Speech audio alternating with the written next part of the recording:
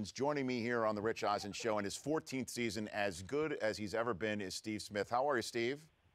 I'm doing good. How you doing? I am doing fantastic. Steve, I've said so many times on this program that you are one rattlesnake that nobody should poke on the National Football League field. Why do people still come at you, do you think? I don't know. I just think it's such an aggressive sport. It's such a competitive nature. I think people try to kind of get under my skin. They feel like, try to make me do something and possibly get me thrown out of the game. But at the same time, I'm going to play an aggressive game. I'm going to try to go down there and block the safeties and do my job and catch passes at the same time. So, it's fun doing it. Steve Smith joining me here on the Rich Eisen Show. So when, say, somebody like Vacarro, just for instance, last night, just anybody who begins to sort of try and challenge you, what goes on between your temples? Walk me through this process about how you react to this and then move forward, Steve. I mean,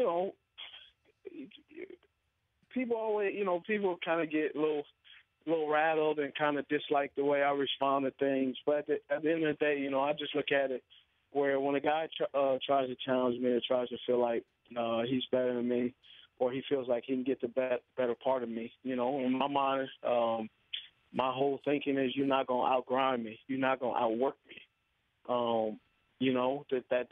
That's really what I think about. I want to leave an impression on this guy.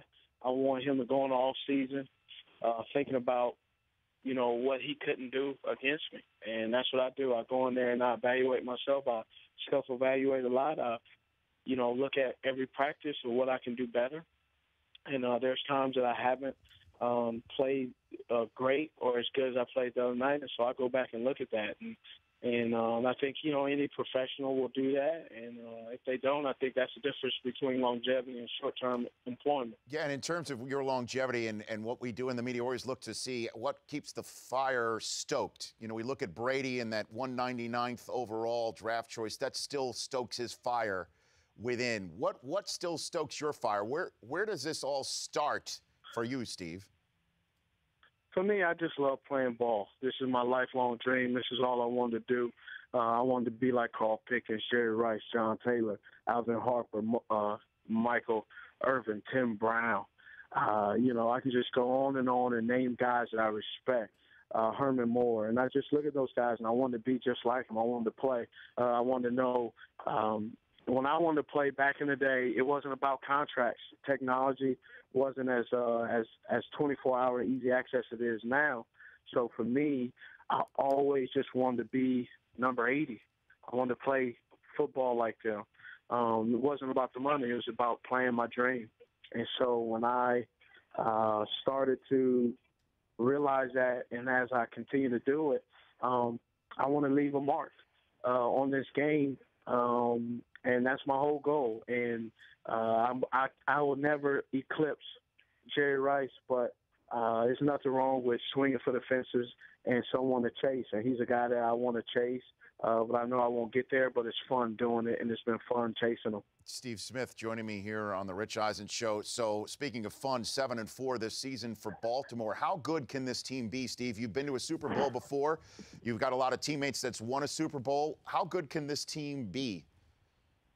I think this team will and can be as good as we depend and work with each other. I really believe that as we continue to learn this offense offensively, I think it just really depends on how well we can just continue to learn. This is our first year in this offense, and we're learning each other, and we're learning the offense together. So we're making mistakes together, but also having success together, and that's been great. And Joe's done a fantastic job with his communication, what he expects out of us, and at times he's very open. 97% of the time he's very open for suggestions. The other 3 is he's the leader, he's a quarterback. So he wants it done his way in certain ways, and I respect that, and I think it works best for us when he has that expectation. And that better than most about the difference between winning and losing in the National Football League. The margin for error is so slim, and you take a look at your division, everybody's got 7 wins, Steve. You take a look at 3 other teams that are in the playoff race. 7 wins also. I mean, are you guys looking at the standings in any way, shape, or form, and knowing obviously with San Diego coming in, these are all must-win games for you down the stretch? I think, you try not to. You're doing it. For me, I didn't watch any football as far as, the AFC North football. I kind of watched a little bit. I saw that kid, Odell Beckham. I mean, he had that fantastic catch. But other than that, I haven't watched football because it makes me concentrate on us. What do we need to do? Don't allow what does or does not happen prior to your game makes that alter your mindset, makes that alter how hungry we need to be for the remainder of the season. Because soon as if a team starts losing, all of a sudden you go, oh, we got this, and we start to realize kind of how it was beginning probably that on that probably 5 minutes in the second quarter where we start to look like we were playing down and not really focusing on the understanding we have to continue to play 4 great quarters and 5 great games moving forward. In a couple minutes I have with you left, I do want to ask you about Odell Beckham. People are already saying that the gloves have a lot to do with it. I think that's ridiculous because the kid just made an incredible catch.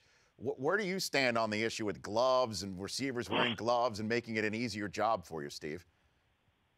I think gloves are kind of with the same situation with baseball. It's a craft. It's eye-hand coordination. Anybody can hit. Anybody can catch a pass. Anybody can hit a ball. But how effective you are, it's the difference between us on the field and you on the couch. We could give you those gloves. You sit on the couch, and you're going to drop that ball, hit you in the face, and lose your teeth. So, of course, they're going to say that. It has nothing to do with the gloves. These men, including myself, work tirelessly endless hours catching footballs over and over and over again. Going right, balls behind them. That isn't a glove. That's called perfecting your craft. And that young man has perfected his craft with one hand in a way that very few have. For me, I can, but I prefer to catch with 2. And he does it as good as anybody catching on 1. And that's his skill. That's his craft. That's what separates him from who he is. And he's doing a great job about it, So, the heck with people talking about the gloves. That boy can play. He can catch. Man, he can. Last question for you, Steve. What does Thanksgiving look like in the Smith household? Paint the picture for me.